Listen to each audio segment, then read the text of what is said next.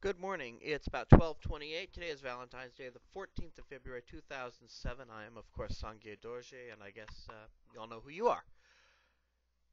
I want to talk to you today about a handful of things: cognitive dissonance, expectations, determination and faith, Buddhism and YRG.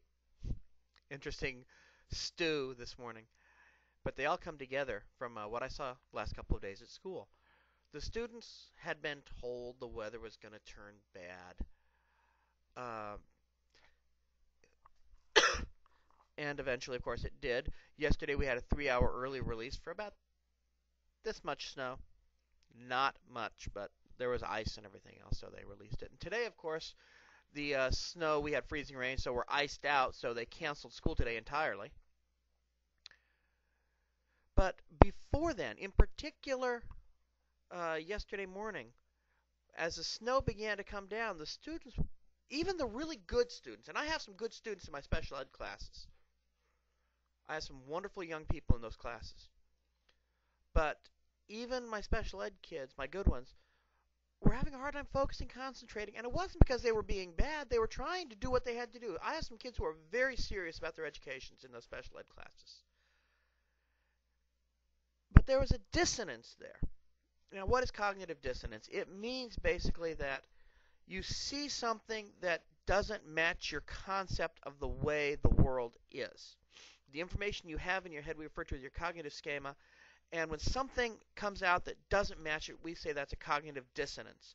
For example, if I was outside and somebody dropped something and it fell down, that's normal. I don't bother about it. Maybe the noise might get my attention, but I'm not going to be stopping and looking and saying, oh, what?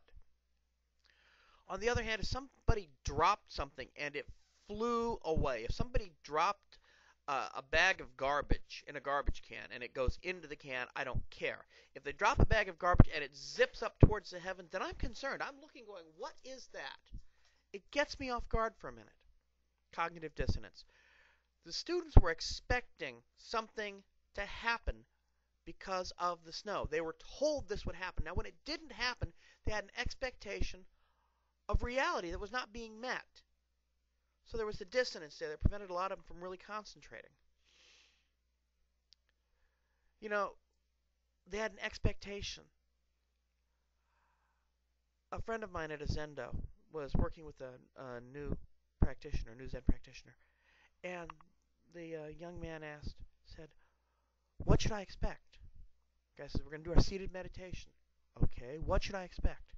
He looks at him and he says, expect nothing. So the guy's going, wow, expect nothingness? No, expect nothing. Have no expectations. He's not negating the object, he's negating the verb. I'm a teacher after all. That has a lot to do with it. We do what we do because we think it's right, because we believe it's right, because we have faith. The Buddha said that we are to work towards our own enlightenment with determination. Determination implies faith. Implies the ability to continue to drive on in the absence of supportive evidence, or the presence even of contradictory evidence. There will come a time, right now with my YRG practice, I feel good when I'm done. My diet, I feel healthy. I don't feel hungry.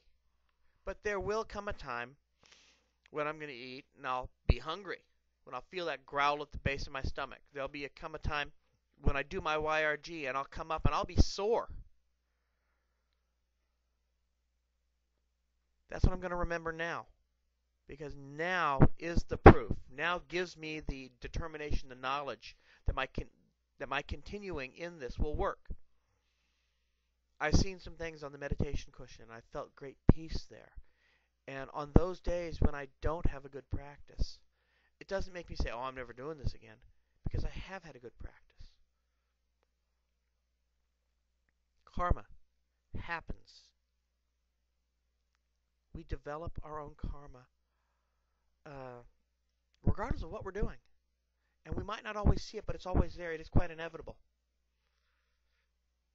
I know it sounds like I'm drawing this huge parallel between Buddhism and YRG. But you know what? I come from a Buddhist background, Buddhist born and bred. So I see it that way. And And I look at YRG as a Buddhist, and I see YRG as a Buddhist. And for me, the whole thing works and will continue to work. And you know what? There will be a day when I get up and I'm still sore. And tomorrow, when I get up, I know that I am still going to need my cane to get around. There will be times when I am still hungry. There will be times when I don't feel like I'm making progress along my Buddhist path. But I have to stay strong. Determination, faith, belief. So, I guess there we are today. To my Buddhist friends, stay strong in your faith. Continue with determination to work towards your enlightenment. For those who are also following on the YRG thing, hey, stay strong. Do your YRG. Own your life. And with that life that you now own, be compassionate and be well. Have a nice day.